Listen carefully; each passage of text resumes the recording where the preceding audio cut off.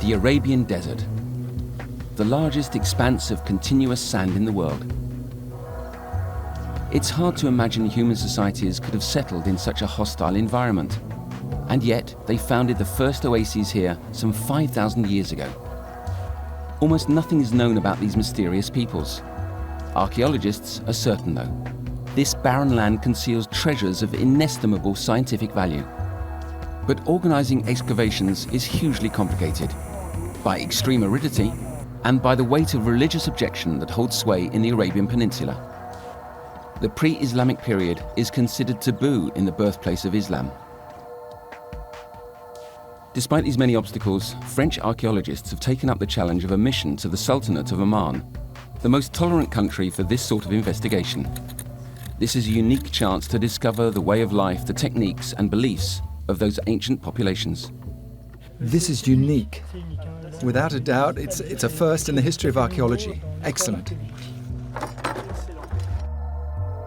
The echo of a distant past will emerge from the sand, that of the ancestors of the Bedouin who still roam these vast expanses today.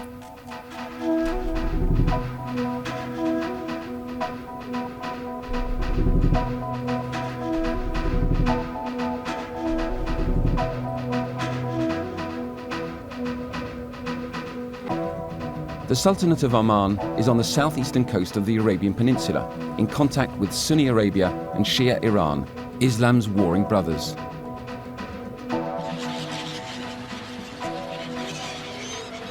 Oman does its utmost to remain neutral in this powder keg, despite pressure from neighboring countries.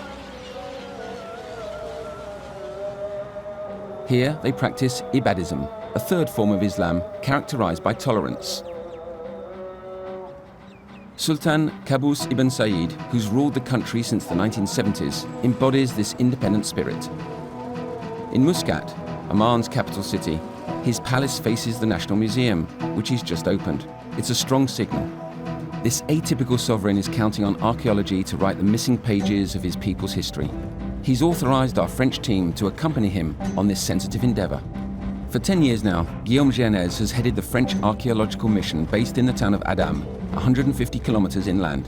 His excavation work is concentrated in the strategic mountain region, where the little humidity from the sea is naturally retained by the mountains. This is where the first oases were established 5,000 years ago. Behind these mountains begins Rub al-Khali, the empty quarter in Arabic, total desert, where life is impossible. In Salut, Professor Gianez may finally hold the key to understanding how these primitive oases were created. He's embarked on an ambitious project, the excavation of a monumental tower, the largest ever discovered. As much as 750 square meters already emerged from the sand. The function of these buildings is still a mystery, but the archaeologist suspects this tower played a key part in a fascinating water management system. This site was first settled in the Bronze Age, so around 3000 BCE. One of the main goals of this year's excavation is to understand the link between the aridification of this area and the hydraulic structures connected with the tower. Professor Gianez leads a team of 30 people. Everyone is busy clearing the first section of the tower. They have to work fast because excavation is only possible in winter. The rest of the year, the heat is unbearable. Given the size of the task, the uppermost layers are cleared by power shovel.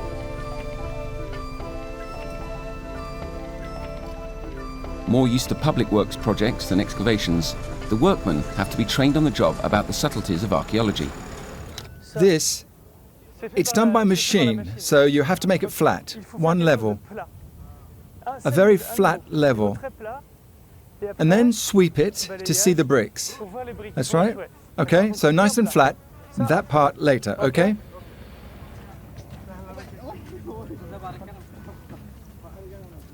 The area to be excavated is huge. Professor Gianez has decided to assign the different sectors to young French and Italian archaeologists, all graduates like him of Paris Sorbonne University.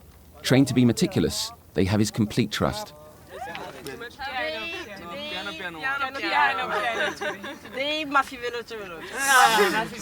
Guys, get up from the stone. Come.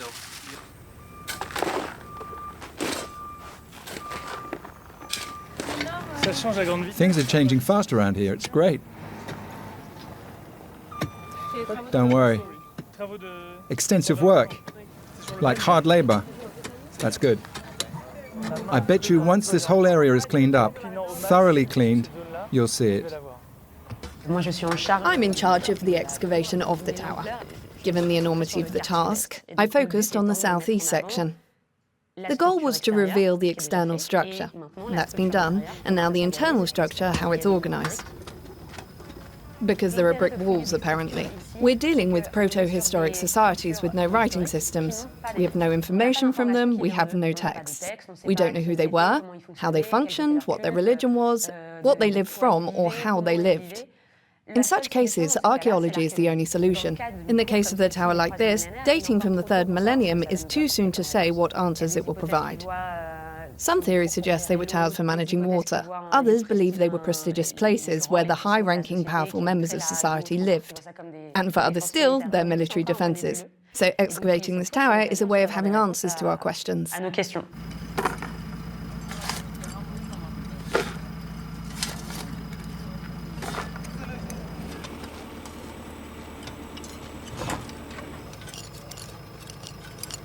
When we started excavating, we cleared the stone wall. With the stone wall, it's simple. You cut around it, and that's it. And then we started to dig down. We figured there could be brick. Zilch. Nothing at all. So we decided to stop beating about the bush.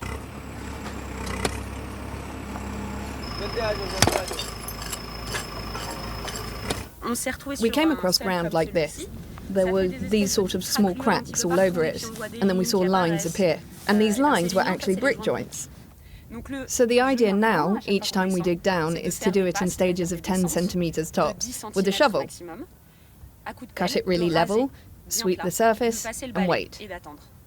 Then come back at the end of the day and hope that, thanks to the low-angled light, by some miracle, we'll have found a small continuous line for about 5 centimetres, which will, in fact, be the wall before we go down and around it. Bingo! Bingo! A side of the wall. We can see the line. It's kind of fleeting, but we can see the line. On the other side, it's the same thing. Here's the line.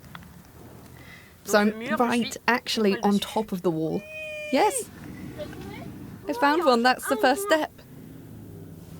The 1000th step is to have a wall with cleared bricks.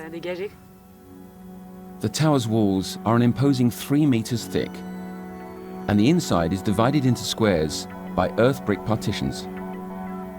After carrying out soundings, the team realizes the sole purpose of these compartments was to make filling the tower easier. This simple yet interesting building technique raises a more enigmatic question. Why make such a massive building only to fill it with earth? The answer is to be found outside the walls. A trench dug to the north reveals the existence of a double ditch around the tower. An overall picture then begins to emerge, deciphered by geoarchaeologist Tara Burson. For the time being, we don't know much about this tower. What we do know is that it's located on a floodplain that's still active now, which was in all likelihood inundated periodically. These ditches of water could well have had a defensive role and protected a resource inside these towers. This is what the tower looked like in the Bronze Age at the time it was built. This type of building was used to preserve the most precious treasure in the desert: water. By studying the more modest neighbouring buildings, the archaeologists systematically reveal the presence of a wall. The Tower of Salut, the biggest ever discovered, must have had one too. Further excavation should confirm this. Located in the bed of a wadi, the purpose of the ditches and of its fortifications becomes clear: to protect the well from flooding rather than intruders. During storms, the force of these seasonal rivers could destroy the only resource essential to agriculture and life. The ditches were fed by rainfall and floodwater, but the wells were probably fed by groundwater, which rises when it rains and reaches the level of the well's borehole. What was new in the Bronze Age in the Sultanate of Oman and in the Eastern Arabian Peninsula as a whole was a settled community based on farming.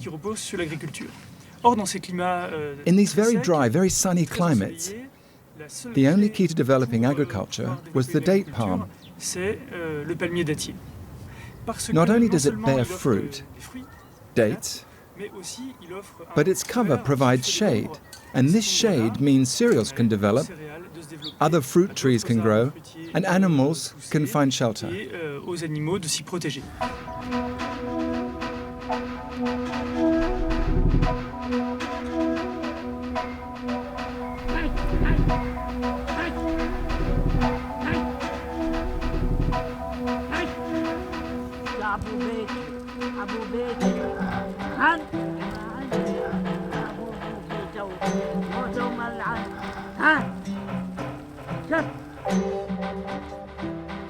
Although the tower has revealed most of its secrets, there is a new development in the investigation. On the south side, buildings have just been unearthed outside its perimeter. The purpose of these new structures is still a mystery. Isolated blocks, which cannot be linked to any structure, complicate the understanding of the site and leave the archaeologists perplexed. Oh yeah, the big stone. Maybe we need to remove it. The area behind here, I'm increasingly skeptical about it. I feel inclined to clear it with the bulldozer. Besides, these blocks are too far from the tower and the mountains to have fallen from either. And maybe we'll use them for the restoration work. But we need to move them. With a crowbar. Yes. A thorough clean makes things clearer and enables the team to understand how the region's climate evolved. The drought worsened after the tower was built. The little rainfall did not cause catastrophic flooding, and the redundant ditches were filled in. Housing was then built on top. Against all odds, the oasis continued to thrive in an increasingly hostile environment. Measurements taken with a ground-penetrating radar system prove these buildings extend well beyond the tower. It can be concluded that a real oasis civilization developed. Salut became a kind of capital. The mission tries to figure out the exact chronology of the different phases of occupation of the site. It's unfortunately extremely difficult to date piles of stones, as they change very little over time. With no organic matter, broken pieces of ceramic material found in the ground could provide precious clues. It's time to make them talk. It's the same type. Is that it for the Iron Age, or do you have more? I have 3. Okay. Once we finish going down there, we'll start finding only Bronze Age artifacts. It'll be a very, very good sign. Back at the archaeologist's base, Italian ceramologist Maria Paola Pellegrino sets about analysing the precious potsherds in order to date the different phases of occupation. For the Bronze Age, we have potsherds with very simple horizontal parallel lines like this. You can see how different the textures are. These very rough textures, characteristic of the Iron Age, aren't found at all in the ceramics of the Bronze Age. With these potsherds, we can date the south section at least. No surprises there. Bronze Age, 3rd millennium BCE. For the central zone, which is the hardest to date for now, even if most are Iron Age, which isn't even certain because even this, iron, 100%? In any case, from the Bronze Age we've nothing, right? Not yet, no. It's obvious, though, the site was reoccupied. We know thanks to all the Iron Age pottery. The dating done by Maria Paola and Guillaume indicate 2 distinct periods of occupation. One contemporaneous with the construction of the tower in the 3rd millennium BCE, and the other in the Iron Age, 1,000 years later. What happened here in this interval? These towers were reused after being abandoned for 1,000 years. Why was this? At the end of the 3rd millennium, the groundwater level dropped following increased aridity. This meant it was no longer possible to irrigate the land, and the site was quite simply deserted. The occupants left. They only returned much later, when they had developed a new technique, the fallage irrigation method, which is an underground system of irrigation. This meant the oasis could be fed with water from a much deeper layer. It resulted in a revival of the oasis. The climate had not improved, on the contrary, in fact, but this system enabled people to re-inhabit areas that were no longer habitable.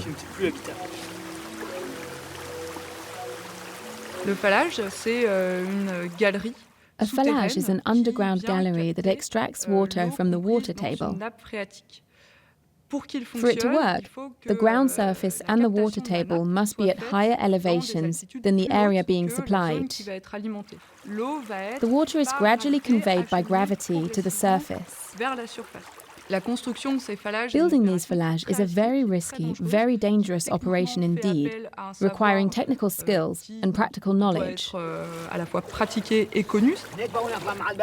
last section of the fallage emerges in the open on reaching the oasis, but the underground channel deep beneath the surface runs for several kilometres upstream.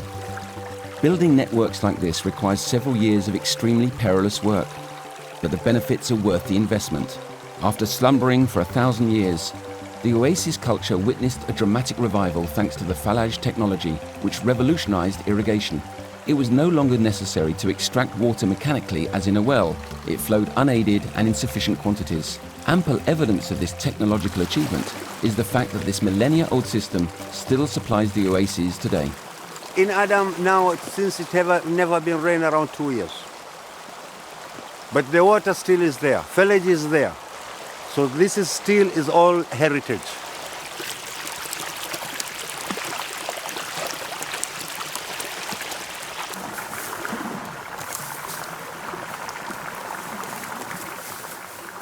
If you go outside of the village, you will find the new garden, they're using pump. So we are wasting a lot of water now. Compare it to village.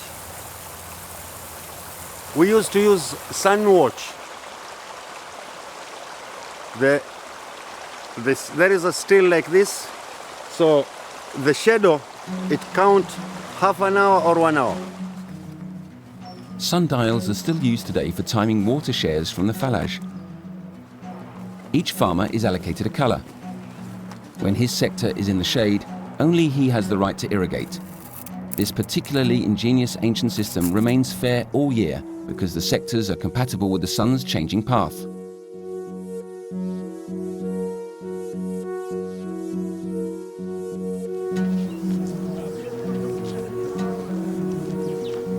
The oasis of Adam has existed for more than 4,000 years. As recently as 40 years ago, the medieval earth village was still inhabited. But oil wealth and Sultan Qaboos policy choices have ushered in a new era. And although the Omanis lead more comfortable lives now, modernization has upset age-old balances. The traditional oases, which have functioned with the same fallage irrigation system for several thousand years, are being negatively impacted by the significant changes resulting from the modernization of the Sultanate of Oman.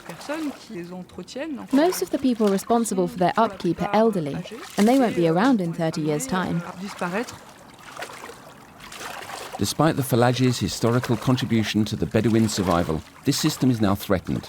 There are just 4 still operating in Adam out of the 20 that once irrigated the traditional oasis. Mohammed Saif is responsible for one of these. It's his job not only to maintain it, but also to pass on his knowledge to the new generation. How do you protect yourself from snakes when you go down into the fallage? With a stick. Yes, we always take one when we have to go down into the fallage, and we attach a flashlight to our turban. I see. We use the flashlight, and if we see a snake, we hit it.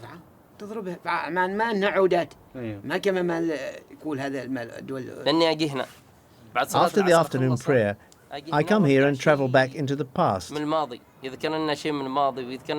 reminds me of my ancestors' habits and customs. I learn a lot of things about their farming methods.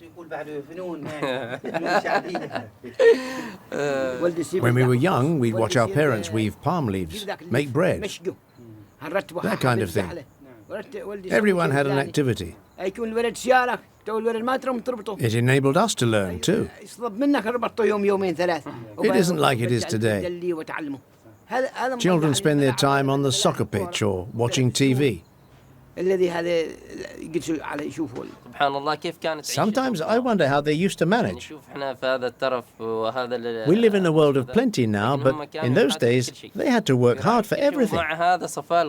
And they did so willingly. When did people leave? When did they start building modern houses? Since the Sultan's rise to power, companies turned up, people went to work for them, And they started making money and didn't want to live in earth houses anymore.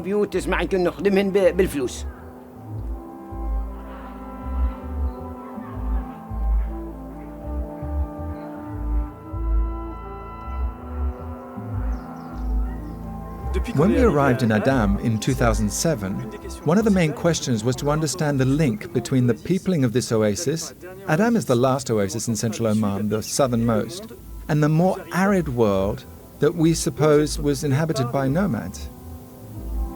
When the oasis was abandoned in the 2nd millennium BCE, the sedentarized populations had no choice but to leave or return to nomadic life to survive the drought. Professor Jeunesse posits that some of these groups retained this way of life they had adapted to. They stayed in the desert. Ancient nomadic dwellings have never been found, as it's likely they were made of perishable materials like the Bedouins' huts today.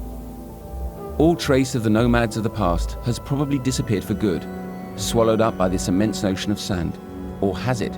The archaeologists have a secret weapon, a drone capable of covering vast areas in search of anomalies in the terrain, invisible to the naked eye. What they discover exceeds their expectations. To the east of the Jabal Mudhmar, Mudhmar Mountain in Arabic, pile of stones thought to be connected to the laying of power lines takes on a whole new meaning when seen from the skies. The geometrical arrangement of the stones leaves no room for doubt. It's a man-made structure. The archaeologists, who were looking for the remains of flimsy nomadic dwellings, actually discover a huge building. It's a complete surprise, especially in such an isolated area, more than 15 kilometers from the first known water point. The discovery appears so important that French archaeologist Anne Benoit, the world's leading expert on Iron Age cultures in Arabia, joins the team to help solve the riddle of this mysterious building. We saw a hill with large brown stones sticking out of it. And I said to him it was very probably a gathering place where we were bound to find traces of rituals. Mudhmar is located in a region at the frontier between Oman's fertile mountain areas and the desert. And it's a region that really evolved in the Iron Age. With the domestication of the camel, desert areas were conquered. The nomad camel owners must have met people in Mudhmar from the foothills of the mountain range, from Salut, for instance. By excavating Mudhmar, the archaeologists hope not only to find out more about the desert nomads, but also the lifestyle and beliefs of the sedentary peoples responsible for the oasis revival. This strategic crossroads is at the meeting point of two cultures. A blank page in ancient history could well be written here and now.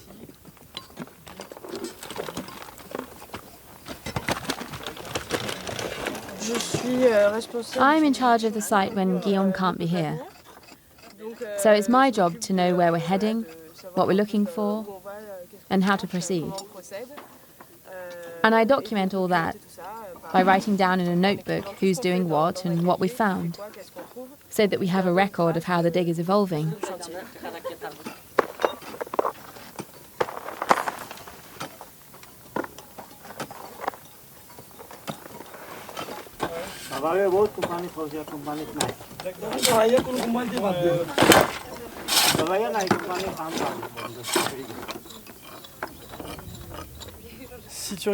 If you look at the stones, it takes a bit of imagination, but these stones are in line with the building.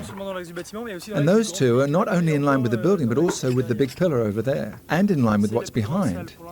This is the biggest room. Until now, there was hardly anything in it. But today, we've reached a level where there are several stones laid really flat.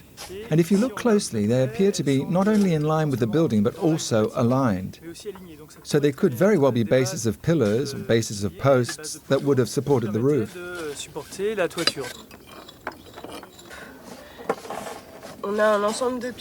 We have a set of stones with here a very dark trace of charcoal, etc. There could well have been a wooden element, such as a beam or post, placed on it to support a structure. The whole thing is covered in this yellowish coating, with plant inclusions, plant fibres, which is on all the walls in this main room. What's new here is not only do we have this trace, which we don't have as clearly anywhere else, but we've also just come across a slightly greenish layer on the surface of the coating, which could either be the result of erosion or even of a fire.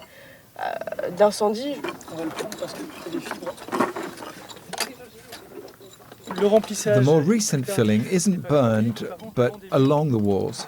The coating that was on the walls could have been exposed to fire too. It could be that. So with this coating on the walls, there was a fire phase. The fire could well have contributed to the remarkable condition of the ruins, which were abandoned after the disaster and so neglected by pillagers. One by one, clues enabling them to reconstruct the precious building surface. A unique opportunity to gain insight into its builders' minds. But even in the desert, the Sultanate's archaeological past is eroded by development. The installation of the electric pylon, which is how the site came to be discovered, has damaged an adjacent building. Paradoxically, the destruction has resulted in a wonderful surprise.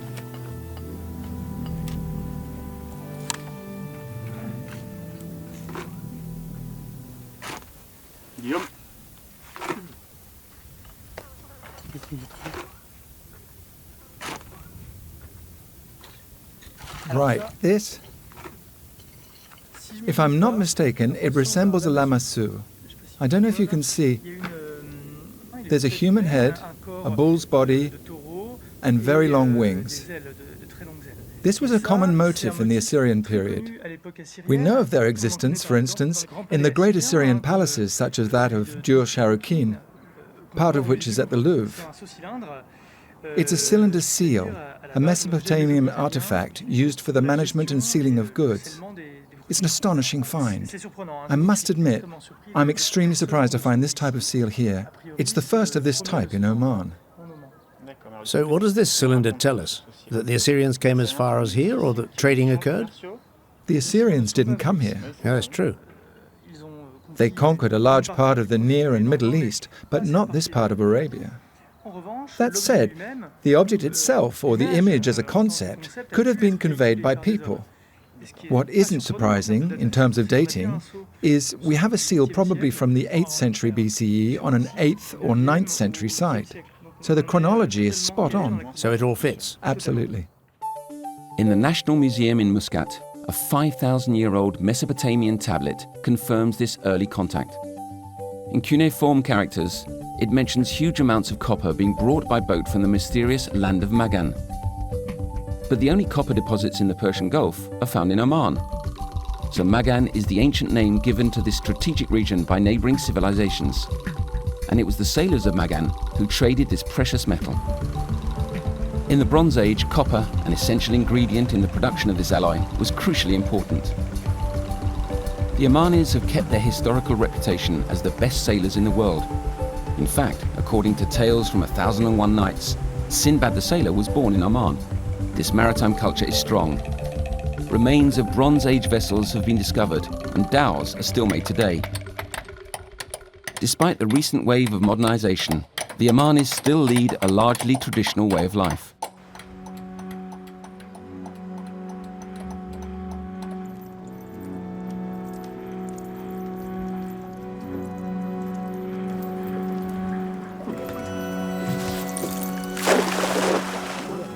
Trading between the coastal areas of the Persian Gulf was documented by the Mesopotamian tablet in the National Museum.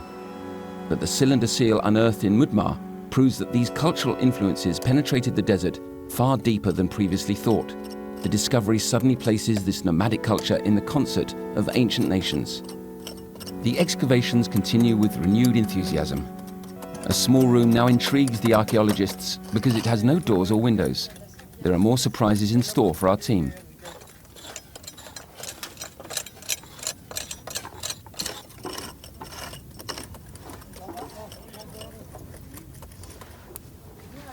Okay, what have you got? Ah, not bad. There are tons. It's got to be a cache. This has to be the weirdest room in the history of Middle Eastern archaeology.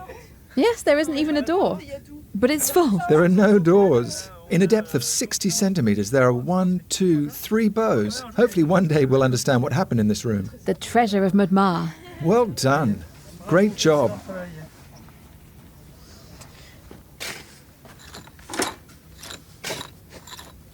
Is the ground just as hard here? Yes, it's awful. We're demoralised. You know, I've never heard of bronze bows anywhere else. Bows made Entirely of bronze. entirely of bronze. It's unique.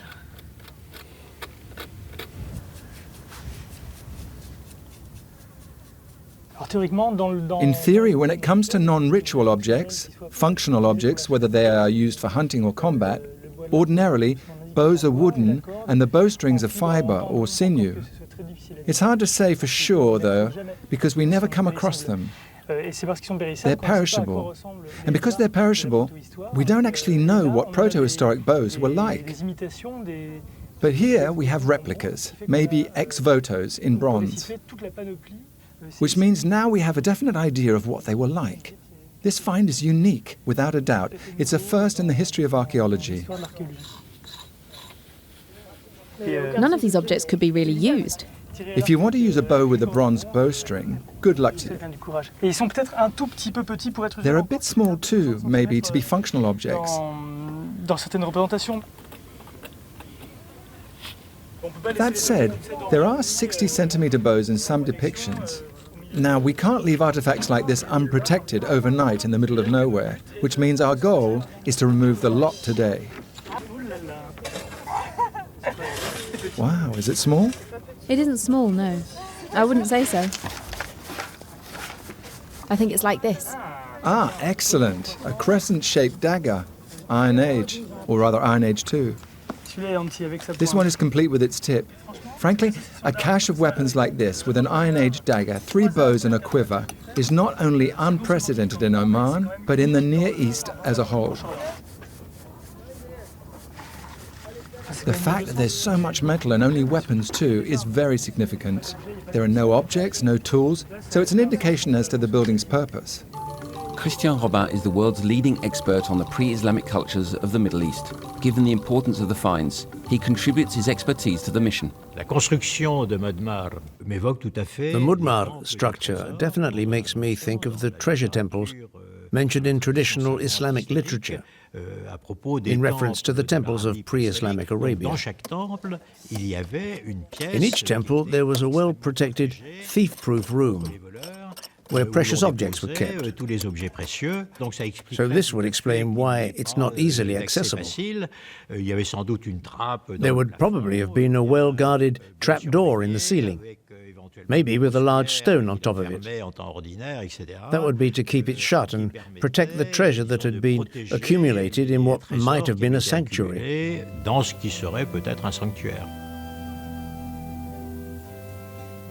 nondescript building, remains dating from the Iron Age no one was interested in the middle of nowhere, which were almost bulldozed to make way for power lines. I'm even more delighted because I did a thesis on Eastern weaponry without ever finding a single weapon in the course of my research. Look at this! 5th find. Here. Ah, it's a battle axe. Oh, it's beautiful. It's a magnificent axe. I promise you, touch wood, there'll be a display cabinet for all of this. Guillaume Gernaise has made a hugely important discovery in Mudhmar. A temple's treasure was obviously the first thing invading armies would have looted. So no treasure is ever found in the temples. The temples are usually in ruins, and archaeologists only find insignificant remains. To find a sanctuary with all its treasure intact, or at least partially, is absolutely exceptional. It's an extremely important find.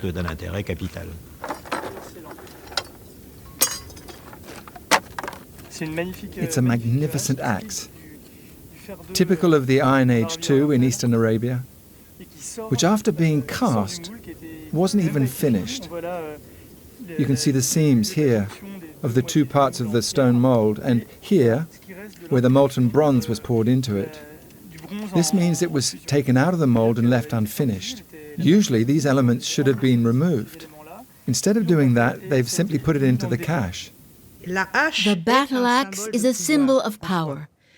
And it's possible the unfinished axes deposited in Mudhmar were the result of a demonstration of technical skills, and that they weren't finished for a specific reason. An unfinished axe is not yet the axe carried by the individual who has the power to do so. There may well have been meetings, decision-making meetings, official gatherings, as well as meetings involving what we describe nowadays as jousts, encounters during which individuals showed off their skills. Because of this, we believe that they were intergroup meetings. Every area with an oasis or several oases was politically autonomous and would regularly take on neighboring areas for territorial or other reasons. So much weaponry and such development of the weaponry could not have been purely for symbolic purposes. It goes beyond that. There's a military dimension to all of this. The revival of the oases following the invention of the fallage resulted in a period of prosperity. But access to water in this arid region meant new things were coveted. With the domestication of the dromedary, groups previously isolated in the desert came into contact, and conflicts occurred.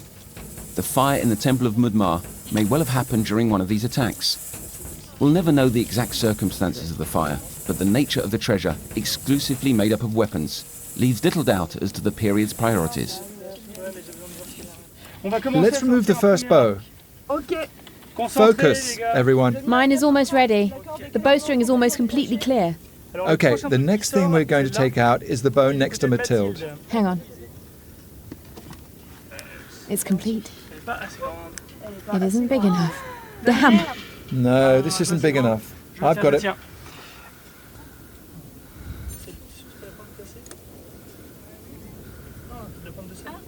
It's absolutely magnificent. And it's one of a kind. For sure. Well, one of a kind together with the 4 others we've found.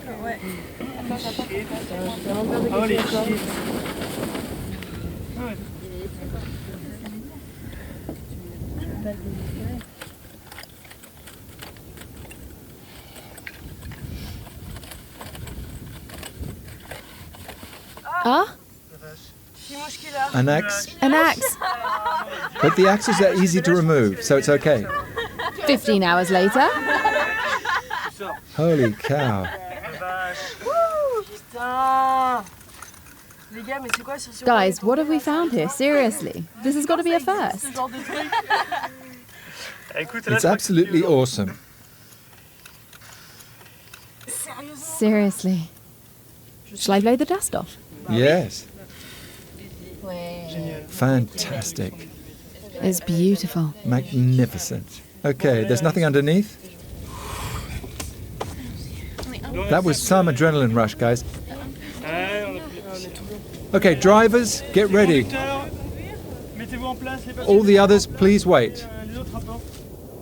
This nail-biting excavation, conducted late into the night, has resulted in the discovery of 5 identical sets of weapons, each consisting of a bronze bow, dagger and axe. The archaeologists will need time to fully appreciate the relevance of these remarkable finds and understand their scientific significance. For now, exhausted but delighted, Guillaume's dream team stops at the neighbouring camp to share their joy with the Bedouin.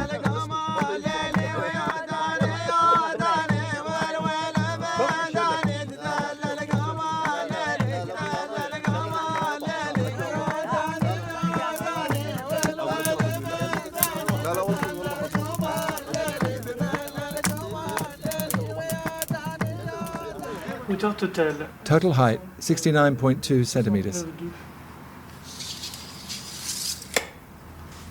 1.5 centimeters.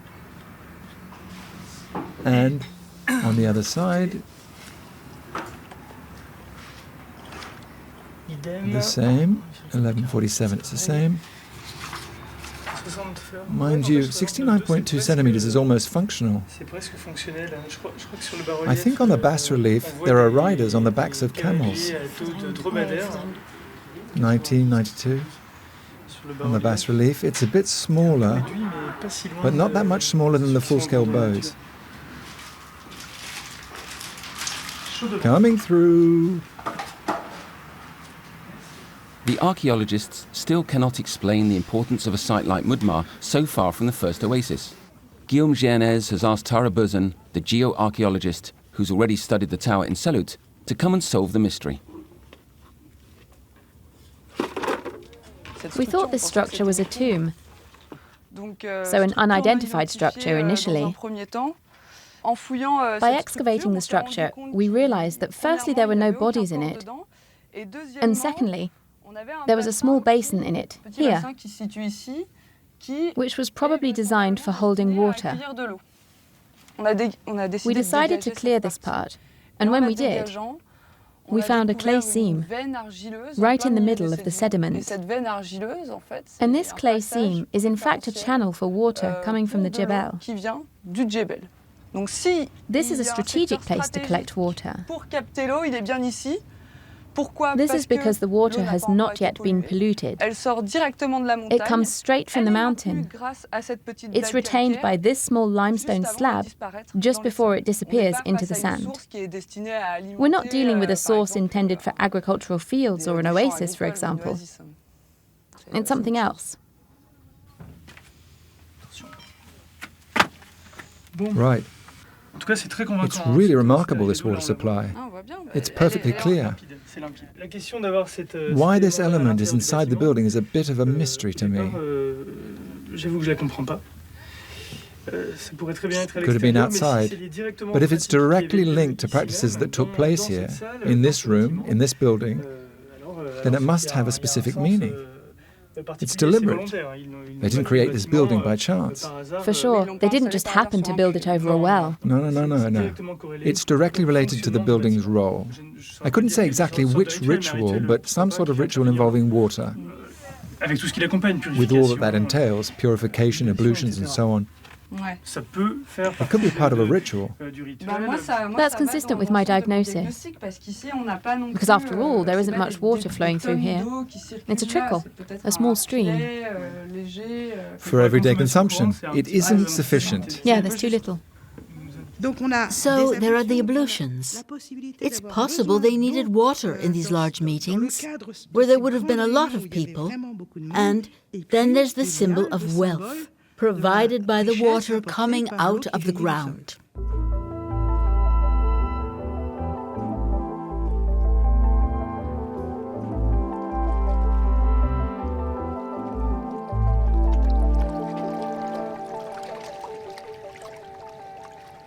The fact is, in the Iron Age, the camel became a very important economic product.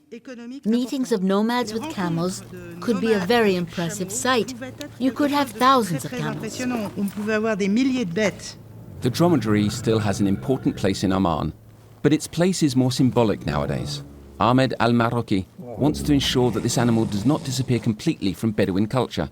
The dromedary is so deeply rooted in the history of this people that the Bedouins' very identity could disappear without it. I've got 20 camels and I like to live like before.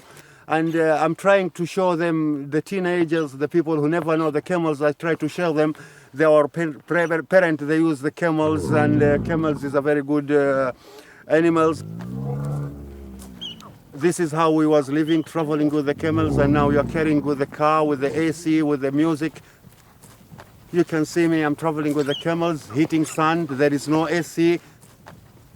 We work with the French people here in Adam, and they found a lot of things which is more than 500,000 years, which is we never know about. So our coming generation, when they go and study in the university, they will understand what it was there before. So I think this is very good, very nice.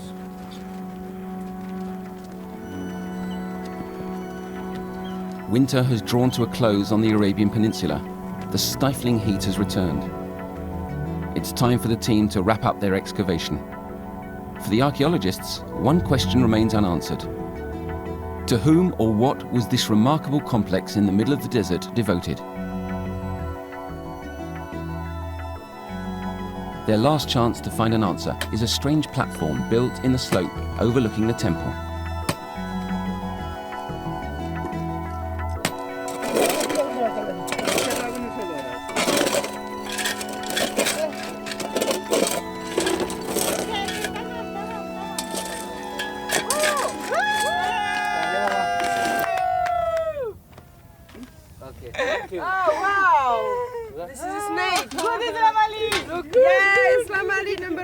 Let's go and see. I heard shouts and cries. See if it's a horned viper or something. Is it decorated? I can't see. Yes, a little bit, maybe. It's magnificent. This is the third horned snake. It's absolutely exceptional. In Oman, there's one other site where snakes have been unearthed, and that's Salut. In Salut, a few snakes were found, but not as many or such a variety, and not of this quality either, I believe. The information is of huge importance. The ritual symbols of the desert nomads were the same as those of the sedentary populations. The two cultures are closer than previously imagined, and symbols show their common origins, the primitive oases of the Bronze Age. The quality of the metal suggests these weren't things that were simply discarded on the slope. They were offerings, votive objects. But where did they come from? And how did they end up here? Is the snake a deity? An attribute of a deity? Does it represent something? To be perfectly honest, we have no idea. The snake is the only figure we know of in this region, and we can't really assign an identity to it. It isn't a god, it's a symbol. A symbol associated with fertility, owing to the meanings it had in neighboring areas. It's a symbol associated with vegetation, with gardens, with water coming out of the ground. It is the snake, too, that masters, controls hidden techniques. For instance, the snake was associated with the development of the phallage. The water is hidden, and the snake, as it were, is the animal that gave man the knowledge needed to find this water. Ah, it's superb. This one is magnificent. It's superb. Why is it curved? Aren't they usually flat? No, not necessarily. Some were bent and possibly even flattened by a stone. This snake is particularly unique. It's uncommonly big. It's especially big. The most surprising thing is the sheer quantity of metal artifacts. Usually, on most sites, including in tombs, we find fewer artifacts because the tombs have been pillaged or the sites cleaned, reorganized. If they pillaged tombs, why didn't they pillage this building? You can see it from a very long way off. We only usually find so much material when some sort of violent, swift and lasting destruction has occurred. So it's the fire which, by destroying the temple and consigning it to oblivion, now enables our archaeologists to understand its purpose, a sanctuary devoted to water and to its symbolic representation, the snake. This revelation belongs first and foremost to the Omanis. How will these fervent Muslims react to rituals that could be interpreted as idolatry? This is a Bedouin world. Even 2,500 years ago, there were Bedouins here. And around Adam, it's still mainly Bedouin. These ways of life mean a lot to them. It's pre-Islamic. But the Omanis are particularly open-minded when it comes to that.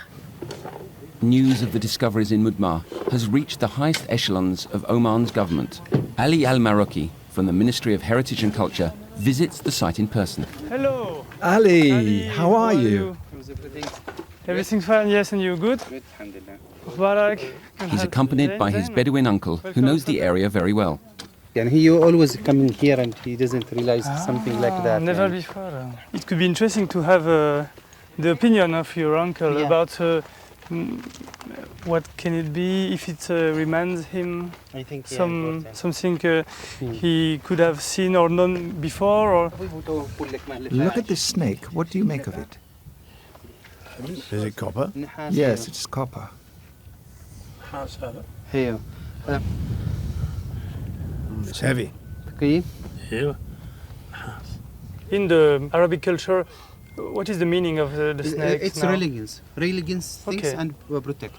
Okay. Yeah, religions and protect, two things. Even today? Even until today. I see. So that is relating with that kind of medicine. Traditional use of medicine and other kind of protection is nice. So thank you, Ali. You're welcome, Dr. Gu. Thank you very much. For the Bedouin today, the snake is the genie that protects the home, the jinn.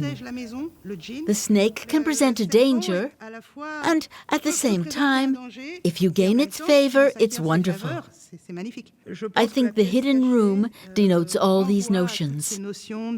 Offerings through the ground, the subterranean world, and the hidden nature of knowledge that may be associated with the magic of the deity or deities represented as snakes. The French team's archaeological discoveries in Oman are remarkable. First, they've resulted in a better understanding of how the populations of southeastern Arabia adapted their way of life to an increasing aridification. From primitive wells to the technological revolution of the Falaj, now that's progress. And the impromptu discovery of the Temple of Mudhmar, cultural crossroads at the frontier of two worlds, the desert and the oasis, sheds a whole new light on their common origins.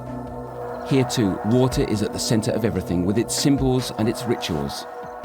The wealth of offerings given to it attests to the vital importance of blue gold in pre-Islamic religions. Water is still an essential element in Islamic ritual today. The finds from Salut and Mudhmar join the National Museum's collections in Muscat. Guillaume Gernes continues his excavations. As long as the geopolitical context of the Middle East allows, he wants to pursue his exploration of these cultures, which are slightly less mysterious now. Their legacy is a rational use of water resources. In this era of great global challenges, the idea is as modern as it is inspiring.